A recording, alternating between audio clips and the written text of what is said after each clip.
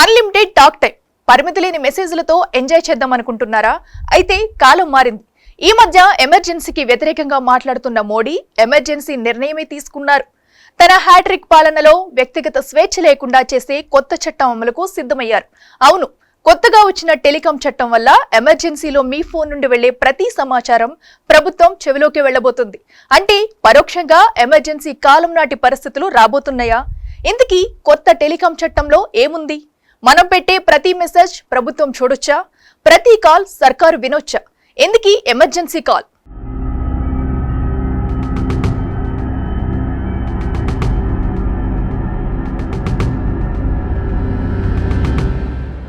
ఎమర్జెన్సీలో మాటలు జాగ్రత్త. అన్ని టెలి సర్వీసులు సర్కార్ చేతిలోనే. మెసేజ్, కాల్స్ అన్నింటిపై ప్రభుత్వం నిఘా. కొత్త చట్టంలో ఎమర్జెన్సీ మార్క్. దేశంలో మూడోసారి ఎన్డీఏ ప్రభుత్వం పగ్గాలు చేపట్టి ప్రధాని నరేంద్ర మోడీ హ్యాట్రిక్ విన్తో గద్దెనెక్కిన తరువాత సరికొత్త రాజకీయ చిత్రం తెరపైకొచ్చింది. అదే 1975 నాటి ఎమర్జెన్సీ కాలం. 2024 సార్వత్రిక ఎన్నికలు దాదాపుగా రాజ్యాంగం చుట్టూనే తిరిగాయనడంలో సందేహం లేదు. ప్రతిపక్ష కాంగ్రెస్ మోడీని విమర్శిస్తూ మూడోసారి మోడీ అధికారంలోకి వస్తే రాజ్యాంగాన్ని మార్చేస్తారంటూ ప్రచారం చేయగా, మోడీ కొత్తగా అధికారం చేపట్టిన తర్వాత మళ్లీ రాజ్యాంగమే రాజకీయ వేదికపై కీలక అంశంగా మారింది. ప్రధాని మోదీ 18వ లోక్సభకు వెళ్లిన మొదటి రోజే ఇందిరాగాంధీ నాటి ఎమర్జెన్సీపై నిప్పులు చెరిగారు. నాటి ఎమర్జెన్సీని ఇకపై ఎప్పుడూ దేశంలోకి తొంగి చూడకుండా చూస్తానంటూ శపథం చేశారు. 50 ఏళ్ల క్రితం చేసిన ఇలాంటి పని మళ్లీ భారతదేశంలో ఎవరూ చేయడానికి సాహసించకుండా చూస్తామని కీలక వ్యాఖ్యలు చేశారు. భారత రాజ్యాంగం నిర్దేశించిన విధంగా సామాన్య ప్రజల కలలను నెరవేర్చడానికి మేము ఒక తీర్మానం చేస్తామని అన్నారు. కట్ చేస్తే ఇలా జరిగింది. టెలికమ్యూనికేషన్స్ చట్టం 2023లోని కొన్ని భాగాలు జూన్ 26 నుండి అమల్లోకి వచ్చాయి. ఈ కొత్త చట్టం ఇండియన్ టెలిగ్రాఫ్ చట్టం 1885, Indian wireless telegraph act 1933, telegraph wires unlawful position act 1950 స్థానంలో అమలు కానుంది. అయితే టెలికమ్యూనికేషన్ రంగంలో సాంకేతిక పురోగతిని ప్రతిబింబిస్తూ వచ్చిన ఈ చట్టంలో సంచలన మార్పులు చోటు చేసుకున్నాయి. జాతీయ భద్రత, వినియోగదారుల రక్షణ, టెలికమ్యూనికేషన్స్ ఇన్ఫ్రాస్ట్రక్చర్కు సంబంధించి ఆధునీకరణపై అధిక ప్రాధాన్యతనిస్తోంది. అయితే ఈ చట్టంలో ఉన్న అంశాలను పరిశీలిస్తే ఎమర్జెన్సీకి ఏమాత్రం తీసిపోదన్నట్లే ఉంది. కొత్త చట్టం ప్రకారం కేంద్ర రాష్ట్ర ప్రభుత్వాలు ఎవరి ఫోన్ నుండైనా మెసేజ్లను అడ్డగించడానికి, ప్రజల భద్రత లేదంటే అత్యవసర పరిస్థితుల్లో టెలికాం నెట్వర్క్లను తాత్కాలికంగా స్వాధీనం చేసుకోవడానికి అనుమతి ఉంది.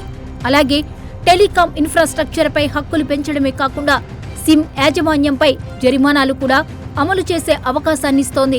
జాతీయ భద్రత, ఇతర దేశాలతో స్నేహపూర్వక సంబంధాలు, యుద్ధ పరిస్థితుల మధ్య అవసరమైతే ఏదైనా టెలికమ్యూనికేషన్ సేవలు, నెట్వర్క్లను నియంత్రించడానికి, నిర్వహించడానికి ఇందులోని కీలకమైన నిబంధనలో ఒకటి ప్రభుత్వానికి పూర్తి అధికారమిస్తోంది. ఇది దేశ భద్రత, స్థిరత్వాన్ని కాపాడడానికి ఉద్దేశించిన ముఖ్యమైన చర్యగా ప్రభుత్వం పేర్కొంటుంది.